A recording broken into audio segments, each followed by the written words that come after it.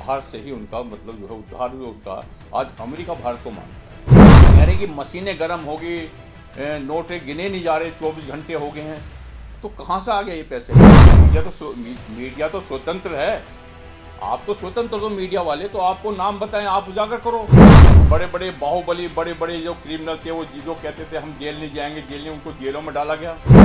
आने के बाद 2014 के बाद जो 7 हिंदुस्तानियों की विदेशों में बढ़ी, पहले ऐसा आप नाम बताइए मुझे, और किसी एक की इंक्वायरी चल रही हो और वो बीजेपी में आए इंक्वायरी से। नहीं, शरद पवार का, शरद पवार की तो अपनी पार्टी है, अब वो दबाव में नहीं, ऊपर से उनको ऑर्डर है बीजेपी गवर्नमेंट से, जो उनको वहाँ सरकार से ऑर्डर है कि आप अपना काम कीजिए, चाहे इनकम टैक्स वाले हों, चाहे ईडी वाले हों, चाहे वो सीबीआई वाले हों। जय वंदे मातरम।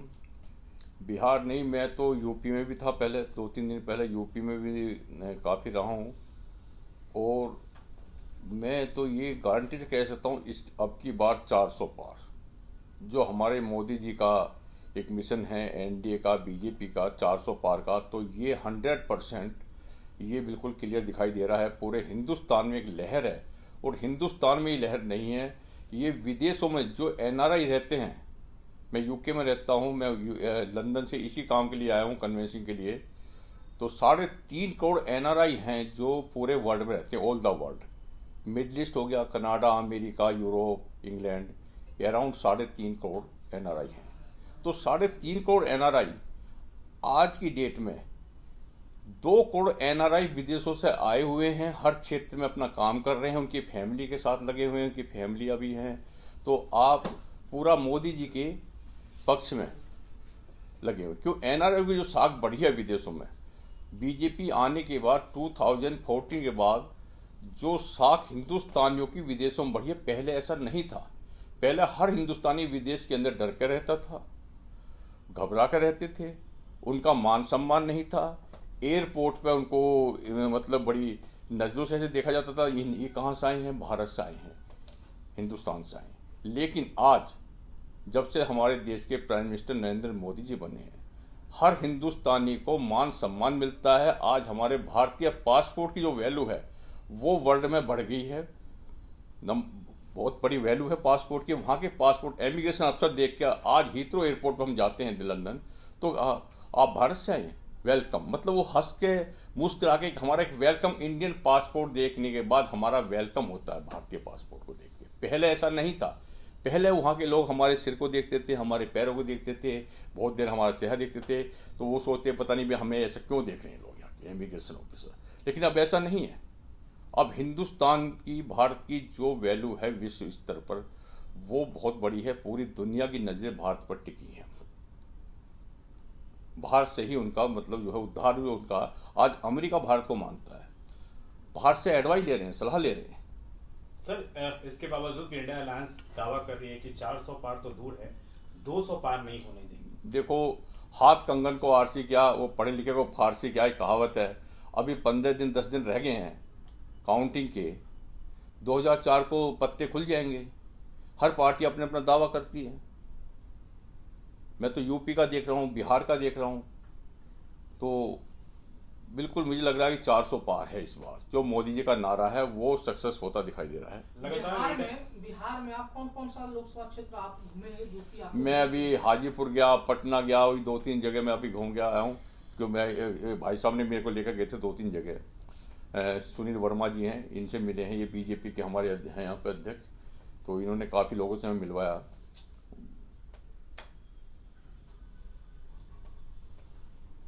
काफ़ी लोगों से मिलवाया सर ने भी हमें। तो पूरी मोदी लहर जो है, पूरे इंडिया में मोदी लहर चल रही है। और मैं आपको कहता हूँ, हिंदुस्तानी अपने भाइयों से भी कहता है, ऐसे इस देश को जो ऐसे प्राइम मिनिस्टर पहले कभी नहीं थे, और ये अगर बहुत सुरक्षित हाथों में जा रहा है देश। मोदी जी का मतलब है पूरा हिंदुस्तान का विश्व स्तर पर नंबर 1 आना। ये जो 5 साल आने वाले होंगे, ये देश नंबर 1 भ्रष्टाचार मुक्त होगा। पहले बहुत कुछ हो चुका है, आप देखो पहले कितने घोटाले, कितने क्या है, ये जो कहानियां चल रही हैं, ईडी इंक्वायरी, सीबीआई इंक्वायरी, ये ऐसा नहीं है, ये पहली इंक्वायरी है, ये घोटाले पहले फाइलें खुली हुई हैं। और लोग कहते हैं कि जी बीजेपी कर रही है, बीजेपी वाले करवा रहे हैं। बीजेपी वाले नहीं करवा रहे। ये जो एफआईआर हुई हैं या ये जो इंक्वायरी, ये सब कांग्रेस के जमाने, चाहे लालू जी के खिलाफ इंक्वायरी बैठी है वो सब कांग्रेस ने बैठाई थी, लेकिन अब निष्पक्ष इंक्वायरियां हो रही हैं। दूसरी पार्टी वाले इल्जाम लगाते हैं बीजेपी पर, बीजेपी वाले भाई ये पक्षपात के राजनीति कर रहे हैं, कभी सीबीआई का नाम लेते हैं, कभी ईडी का नाम लेते हैं। ईडी पहले भी थी, सीबीआई पहले भी थी, लेकिन अगर आप उनकी फाइलें खोलेंगे तो पहले ही ये जो केस दर्ज हैं, पहले पुराने केस दर्ज हैं। लेकिन ईडी और सीबीआई जो अधिकारी हैं, जो ऑफिसर हैं हमारे, वो अब निष्पक्ष काम कर रहे हैं, वो दबाव में काम नहीं कर रहे किसी पार्टी के में। पहले दबाव में काम होते थे, फाइलें दबा दी जाती थी, इंक्वायरी को दबा दिया जाता था, तो वो जो केस है उजागर नहीं हो पाते थे। लेकिन अब क्या है, अब एजेंसियां निष्पक्ष होकर काम कर रही हैं और बिल्कुल दूध का दूध और पानी का पानी हो रहा है। लेकिन विपक्ष के लोग आरोप लगा रहे हैं कि जो विपक्ष में रहते हैं वो भ्रष्टाचारी रहते हैं, लेकिन जब बीजेपी में आते हैं तो उनका भ्रष्टाचार धुल जाता है। क्या नहीं, ऐसा कुछ ऐसा कहाँ है, बताइए आपको किसकी इंक्वायरी बंद हुई है बीजेपी में आने के बाद? कोई इंक्वायरी बंद नहीं हुई है, सबकी इंक्वायरी चल रही है। और ऐसा नहीं है जो इंक्वायरी से बच के आए हैं बिल्कुल साफ है। बीजेपी में जितने सब क्लीन चिट वाले,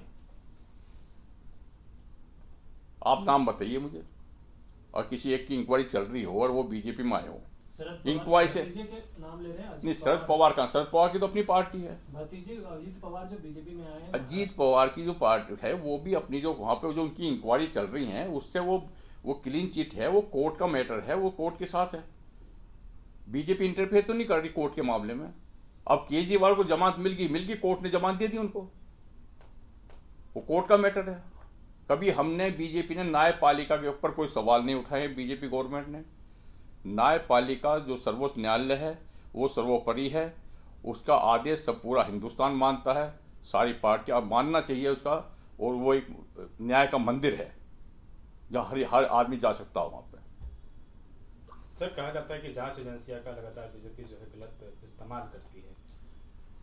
देखो, जांच कोई इस्तेमाल नहीं। पहले आपको बता कि पहले क्या था, पहले दबाव में एजेंसियां रहती थी, अब वो दबाव में नहीं है। ऊपर से उनको ऑर्डर है बीजेपी गवर्नमेंट से, जो उनको वहां सरकार से ऑर्डर है कि आप अपना काम कीजिए, चाहे इनकम टैक्स वाले हों, चाहे ईडी वाले हों, चाहे वो सीबीआई वाले हों। वो अब दबाव में काम नहीं करते, वो रेड मार रहे हैं हर जगह। आप देखिए कितने नोट पकड़े गए, कह रहे कि मशीनें गर्म हो गई, नोट गिने नहीं जा रहे, 24 घंटे हो गए हैं। तो कहां से आ गया ये पैसे? एकदम कांग्रेस पार्टी वालों के पास क्यों पैसा पकड़ा जाता है, आप ये बताइए। इतना पैसा क्यों पकड़ा गया कांग्रेस पार्टी वालों के पास? जब ये सवाल किया जाता है तो वो लोग कहते हैं कि बीजेपी के भी कई नेता हैं जिनके पास बहुत सारा पैसा है, लेकिन जांच एजेंसियां कोई नहीं बख्शा जाएगा, उनको नहीं छोड़ा जाए, उनको नहीं ये करता। देखो, कोई नहीं बख्शा जाएगा। एजेंसियां सबका है, जो कोई नक्शा नहीं जाए। कहीं अगर है उनके पास तो प्रूफ दें, वो नाम दे उनका। मीडिया तो स्वतंत्र है, आप तो स्वतंत्र हो मीडिया वाले, तो आपको नाम बताएं, आप उजागर करो। कोई अगर ऐसा नेता है आपकी नजरों में जो भाई भ्रष्टाचारी है, तो मीडिया स्वतंत्र है। इस देश का मीडिया कोई नहीं दबा सकता। एक कहावत है, जब मैं कभी कनाडा गया था, वहां पर एक चर्चा थी, विदेशों में एक चर्चा होती थी, हिंदुस्तान को बदलने में मीडिया और न्यायपालिका दो का हाथ है। सुप्रीम कोर्ट के पहले बहुत अच्छे डिसीजन आए हैं। बड़े बड़े बाहुबली, बड़े बड़े जो क्रिमिनल थे, वो जो कहते थे हम जेल नहीं जाएंगे, जेल नहीं, उनको जेलों में डाला गया, उनको सजाएं मिली।